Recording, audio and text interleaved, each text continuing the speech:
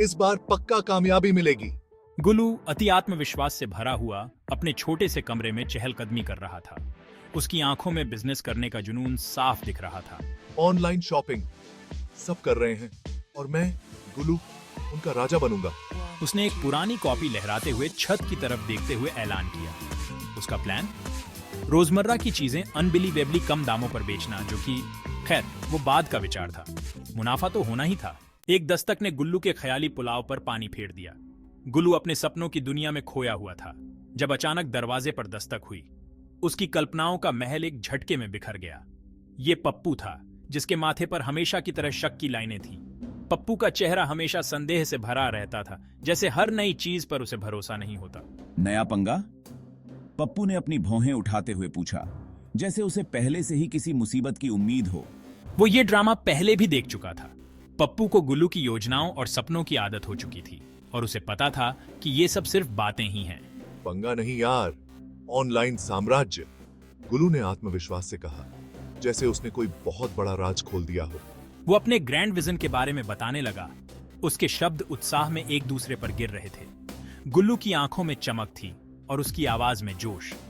पप्पू धैर्य से सुनता रहा। उसके चेहरे पर कोई भाव नहीं था।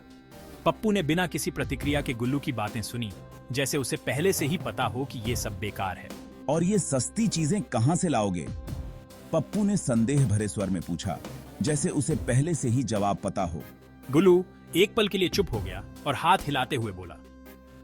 गुल्लू ने थोड़ी देर के लिए सोचा, फिर अपने हाथों से इशारे करते हुए जवाब दिया। अरे यार, छोटी मोटी बातें, मजा तो पैसे में है ना। गुल्लू ने हंसते हुए कहा, जैसे ये कोई बड़ी बात ही ना हो। पप्पू ने बस सिर हिलाया और हाँफते हुए रह गया। पप्पू ने थकान भरे अंदाज में सिर हिलाया, जैसे उसे गुल्लू की बातों पर यकीन न हो। गुल्लू पर इसका कोई असर नहीं हुआ। गुल्लू अपनी ही धुन में मस्त था। उसे पप्पू की प्रतिक्रिया से कोई फर्क नहीं पड़ा। गुल्लू के ऑनलाइन बिजनेस की खबर उनकी गली में आग की तरह फैल गई। हर कोई इस नई पहल के बारे में जानने के लिए उत्सुक था। जल्द ही गुल्लू खुद को चारों तरफ से घिरा हुआ पाया, जैसे कि वह किसी बड़े रहस्य का मालिक हो। शक करने वाली आंटियां और अंकल उसके आसपास जमा थे। वे सभी जानना चाहते थे कि यह सब कैसे संभव है।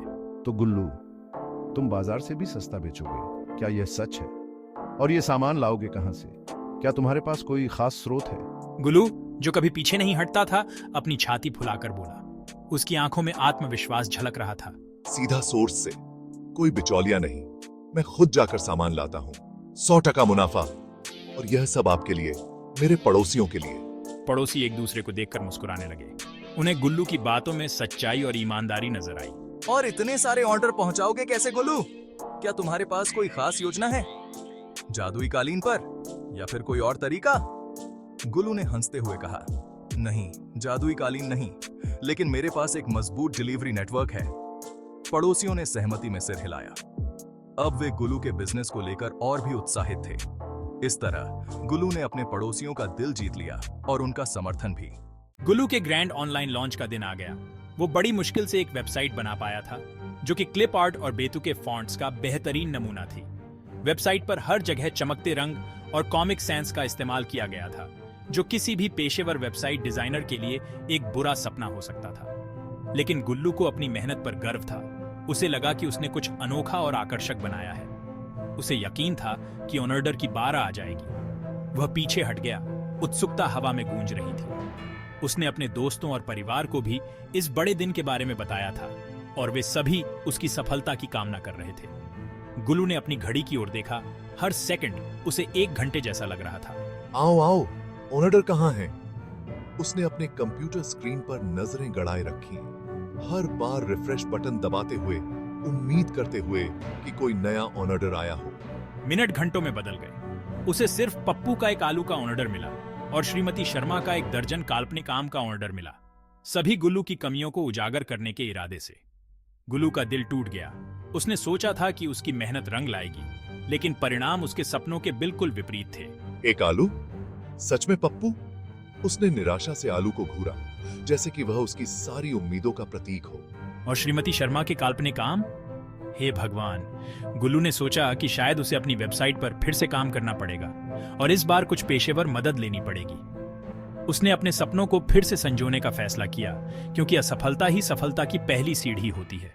पड़ोसी, जो कभी भी गपशप का मौका हाथ से नहीं जाने देते थे, गुल्लू के दरवाजे पर जमा हो गए। उनके चेहरे पर मजाक और सहानुभूति का मिश्रण था, लेकिन ज्यादातर मजाक ही था। इतना कुछ ऑनलाइन साम्राज्य का? श्री वर्मा ने अपनी मूंछों को सहलाते हुए कहा। कोई बात नहीं गुल्लू, अगली बार। श्रीमती शर्मा ने कहा। उनकी आवाज में थोड़ी दया थी। थैंक यू आंटी जी, मैं समझ सकता हूँ, मतलब शुक्रिया। अंदर गुल्लू अपने कंप्यूटर स्क्रीन को घूर रहा था। उसके सपने चकनाचूर हो गए थे, लेकिन गुल्लू, जो हमेशा आशावादी रहता था, ने बस अपने कंधे उचका दिए। अरे, हर बिजनेसमैन को मुश्किलों का सामना करना पड़ता है, ये तो बस एक छोटी सी गलती है। उसने अपनी पुरानी कॉपी उठाई और तेजी से लिखने लगा। अब मुझे सस्ते में 1 दर्जन काल्पनिक आम कहाँ मिलेंगे? उसकी हंसी की आवाज गली में गूंज उठी, जो उसकी अदम्य, हालांकि थोड़ी गुमराह भावना का प्रमाण थी।